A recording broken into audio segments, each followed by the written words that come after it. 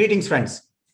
Welcome back to yet another episode of Coach Excellence Coaching Conversations. Today, we have one more coach who is our guest today, and that's none other than Vinitha Joseph. Hi, Vinitha. Hello, Kiran. Thank you for having me. Thank you for joining in. And a quick one line from me about Vinitha before I hand over the stage to her. With 22 years of HR experience in leadership roles, Vinitha runs consulting company named Blue Purple Consulting. She is also a coach who focuses on women entrepreneurs and young professionals. With that said, I hand over to Vinitha to share a few things about herself with the audience before we begin. Over to you, Vinitha. Thank you, Kiran. Thank you for having me, first of all. And just to give a quick introduction about myself, uh, I live in a very quaint town called Palakkad. And purposely, we've moved in here because I wanted to work with the community. So, coaching is a journey mainly for me, focusing on the community. And yes, since I'm also into consulting, I work with a lot of professionals. So, there is an opportunity where I can do some interventions in their lives. So, that's my major focus. Great. So, with that, let's jump into the questions part. The very first question for you. Scaring me. What is coaching to you? Very good question, right? So, coaching to me is more of a spiritual and a divine journey, I would say. Yeah. And why I say that is that the impact it has on people at various levels are it's profound, and sometimes it leaves with us wondering whether it really had an impact. But at the end of it, you get messages saying that yes, this made a difference to me, and I guess it's a very spiritual journey what we embark as coaching. I think that's something it resonates well with me also. Often when one, I think, gets into the space of coaching, and the more they travel deeper and deeper, I think if the word can be deeper, then I think the spiritual and the divine aspect of it is felt. Sometimes you don't have technical measures, but it is left to the what you feel about it. And I think their signs emerge from there. So great beginning. So with that, let's jump to the next question. Who benefits from having a coach? You, me, anyone, right? And I guess it is irrespective of roles. It's irrespective of what stature you come from, what profession you run, what is your age, what is your gender. It's got nothing to do with. I think the only need, what is required in a coachee, or is the understanding that I need to move forward, right? I need to have a momentum, and I guess when there is a requirement for a momentum in life, a coach can help. Wow. I think those short answer, it stands out very clearly when you use the words you, me, and anyone and everyone. It is so true, irrespective of the age, stage, where they are professionally or personally. It has been proven, I think, more than enough now that coaching can be a fabulous journey to embark on. And you mentioned when it comes from within. I think when that need is felt for progress and to move forward and seeking momentum, I think every next conversation leaves them with more, and then they come back for the next level of themselves. I think if it were to be put that way. So great. So with that, let's move to the next question. Every field and every subject we discuss usually have myths around them. So what is that one myth about coaching that you would like to burst today? Very interesting question, Kiran. I keep thinking about it, right? So when you ask that question, what came up to me is this: the myth that change, and to link it to what I said earlier, momentum can be felt immediately. So maybe we have 1 hour session, 2 hour session, doesn't matter. As a coach, we tend to expect, oh, there is a change, there is an outcome which comes immediately, and there is a momentum in the client, right? You may not even see it. You Right. wouldn't even know it as a coach, right? It may be something which is appearing for them at a longer run. Yeah. And I guess that's the biggest myth, probably, in my mind, what comes up when you ask a question. That's, I think, very profound responses. I need to, I'm having to dig in deeper to relate with that. And it's a space very interesting to explore. So when you mentioned change, and many a times the change is not visible. It's great for the coach or the coachee to say, wow, it was transformation, the so-called eureka moment, they often say. And then sometimes you won't sense anything as a coach, and even the coachee doesn't sense anything. And then after a few weeks or months, they come back to say, that conversation we had that day had something profound impact on me. And I think it's true, when the coachee comes with that level of intent, seeking something that is important to them, often that conversation stays back with them so truly for a longer period of time, helping them to open the doors and windows and opportunities. And then, just as a acknowledgement, some choose to come back to the coach to say, to point out that conversation that day was a fabulous one. So it also stitches well with what my trainer also, I think, used to say, that do not try to measure the conversation by our own scale or my own feeling, that how the coaching conversation was for the coachee. It's up to the coachee. Yes, as long as the conversation is supporting them, I'm sure they would come back.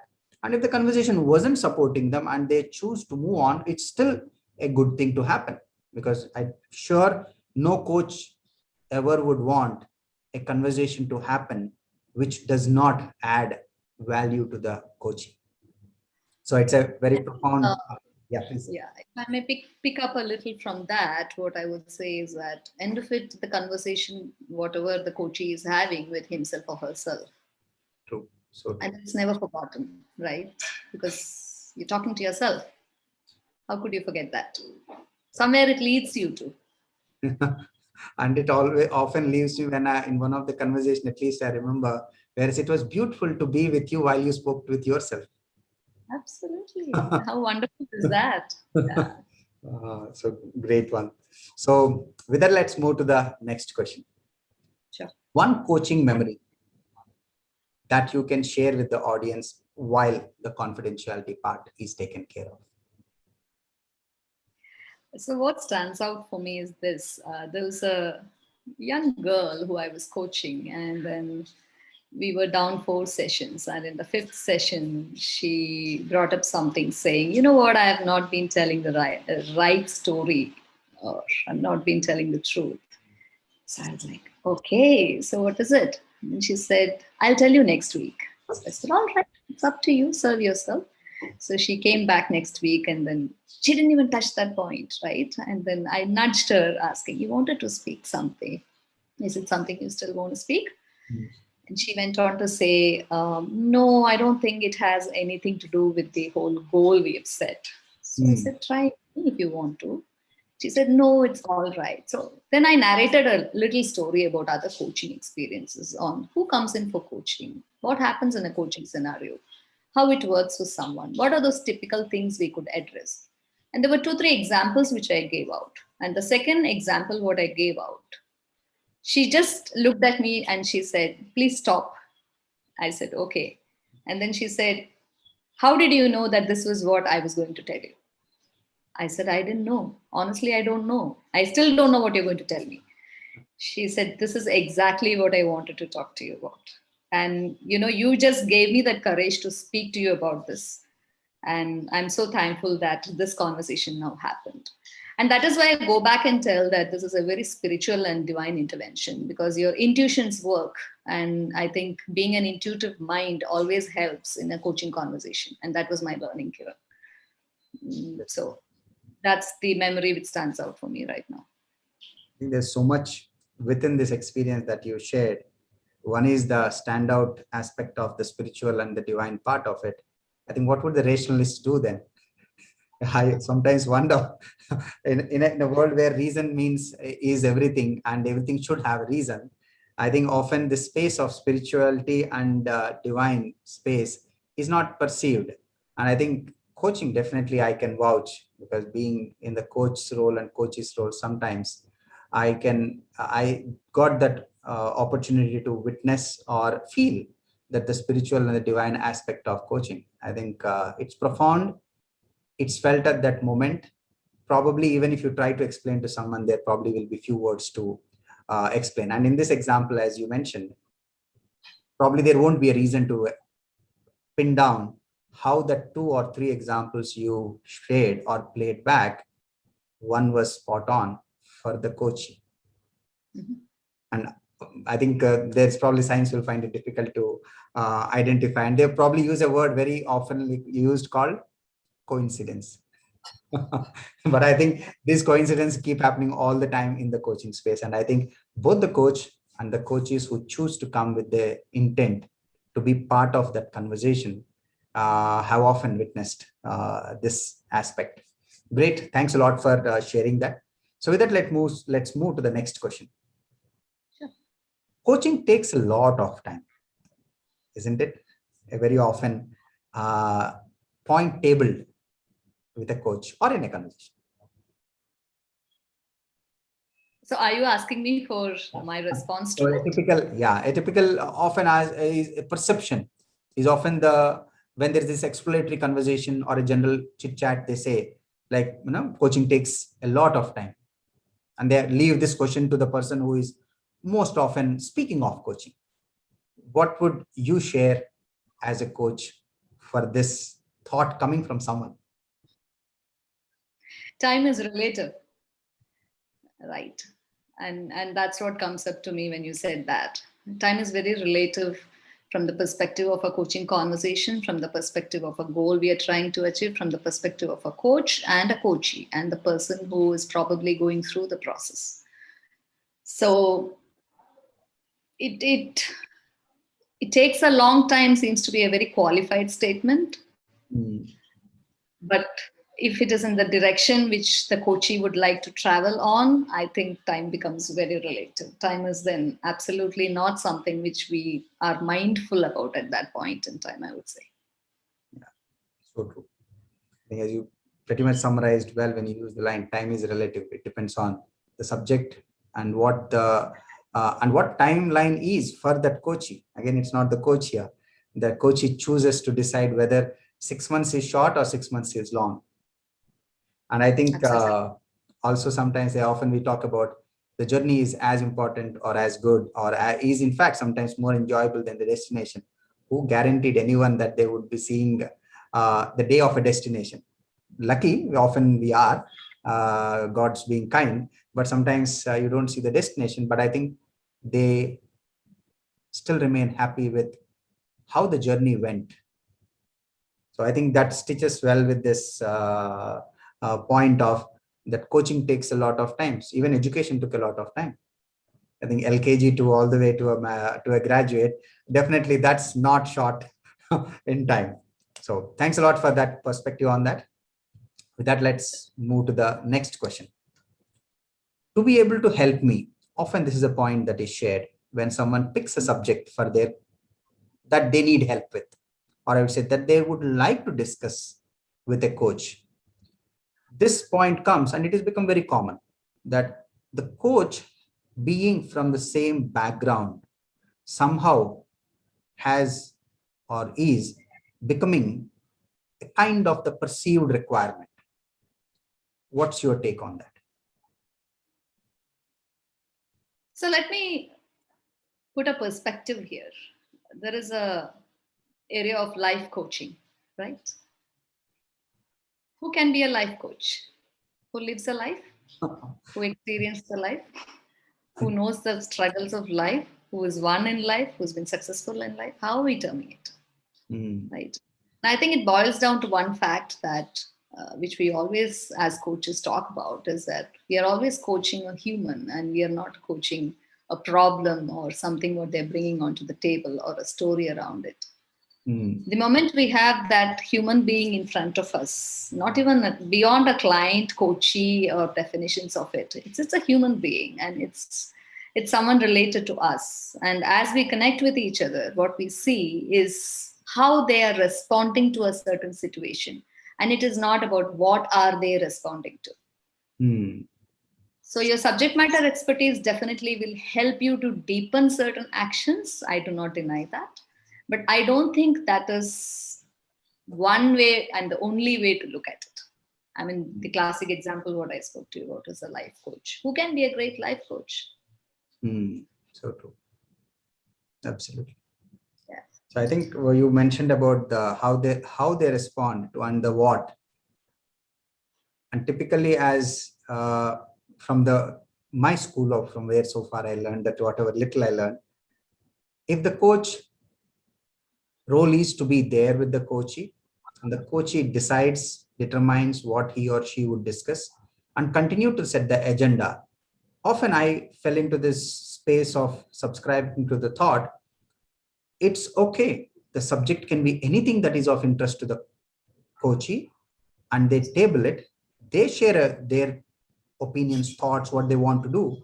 And if the coach comes from the space of curiosity, holds a space of trust and safety for the coachee, often I am still in that space of uh, accepting and believing that it's okay. The subject, as long as the coachee feels that they can have this conversation with the coach, I think they're welcome to have it. Though I'm mindful and I took note of the point what you shared, that if they come from that subject or aspect or area that they are looking for coaching on, maybe that would support them in presenting a space which is more compelling or conducive for the coachee. That I'm still leaving it for another day, another time to think of and discuss.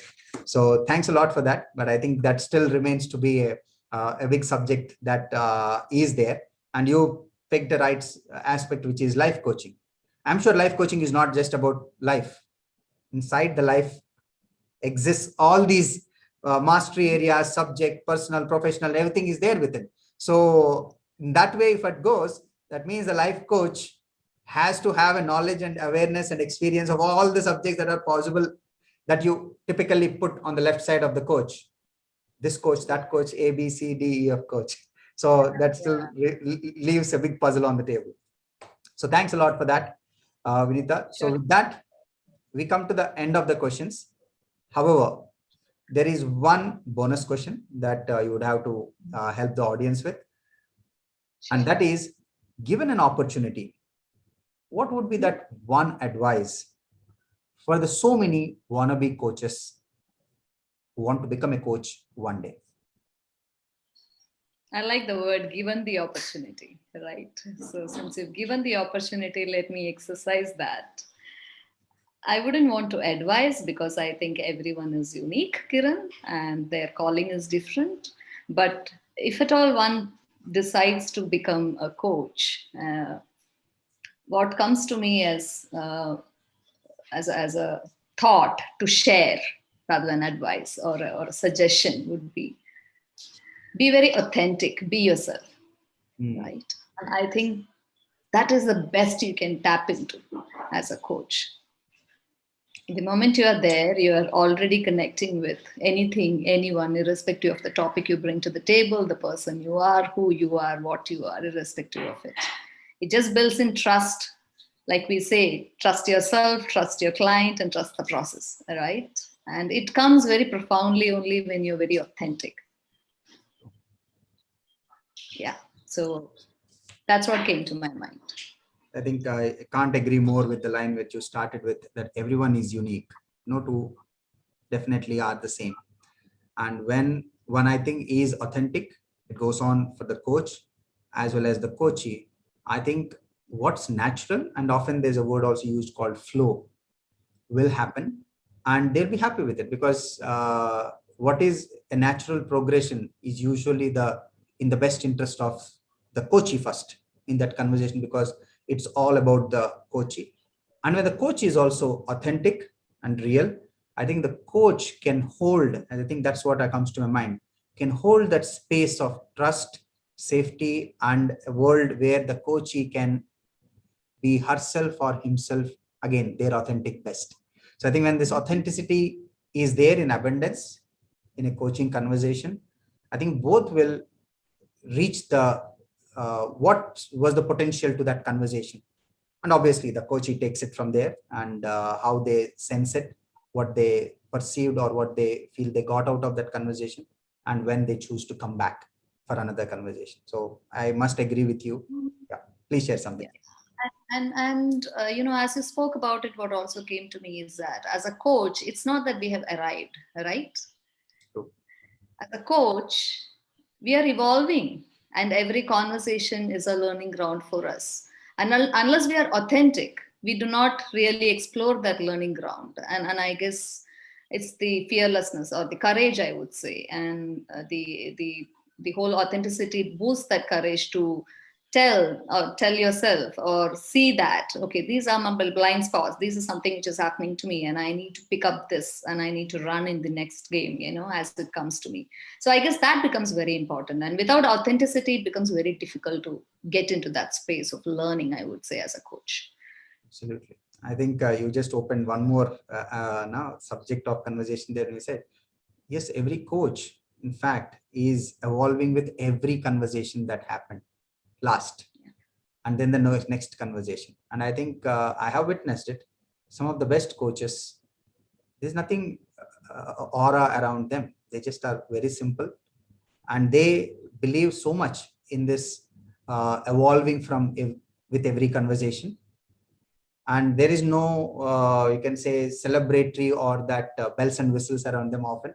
And often I saw, I think I can say, I can vouch for most of the coaches, they're just calm, composed, normal, and they bring that childlike spirit to the conversation. They're curious, they hold successfully a safe space for the coachee. And I think it's just there to witness, and sometimes the coachee comes back and says, that was when I was myself. And I think this is something that every coach takes pride, and I've noticed it in several conversations, that they are work in progress. The journey that has no destination. And I am sure in this case, they enjoy the journey more than the destination. And often I noticed they don't get any hung around titles of an ACC or a PCC or an MCC. They just relate themselves as a coach, because that's the only way they can be called as coach. And then they are happy to be there for the coachee every time the coachee chooses to have a conversation. So I think this ending, in fact, in a very profound way. Probably this conversation is one of those where you probably wouldn't get the gist and the best of the conversation unless you play it back one more time and listen to it. And I strongly encourage the audience who watch this video also to probably play it one more time to get the most out of this conversation, which I will also have to do to be able to do justice when I do the post production and bring it live.